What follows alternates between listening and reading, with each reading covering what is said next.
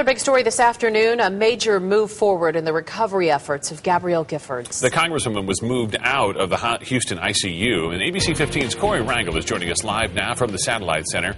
Corey, you covered the Giffords story since the day she was shot 2.5 weeks ago now. What are doctors saying about her progress?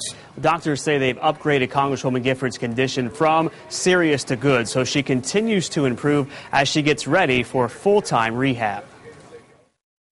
Surrounded by heavy security, an ambulance brought Congresswoman Giffords to the rehab facility she's expected to spend the next few months at. And on her first day, doctors say she's already had her first rehab session inside her new room. She'll be receiving physical therapy, occupational therapy, and speech therapy this afternoon. Because she still has a tracheotomy, doctors can't yet tell us if Giffords will be able to talk again. At this point, I think we can say that her speech function, along with everything else, has been improving quite a bit.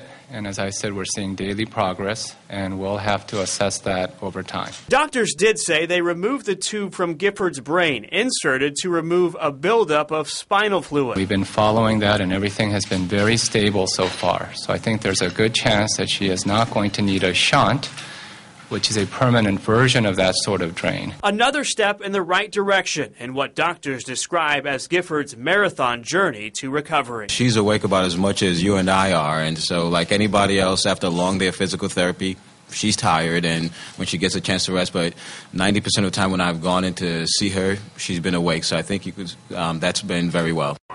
And doctors plan on inserting a speaking valve into Giffords' breathing tube to try and help her talk. It's unclear if that will work, but they say they want to give it a try. In the meantime, I got a statement from Giffords' husband saying that while he appreciates everyone's support, he wants to scale back on these medical updates, but says if something significant happens, he'll let us know.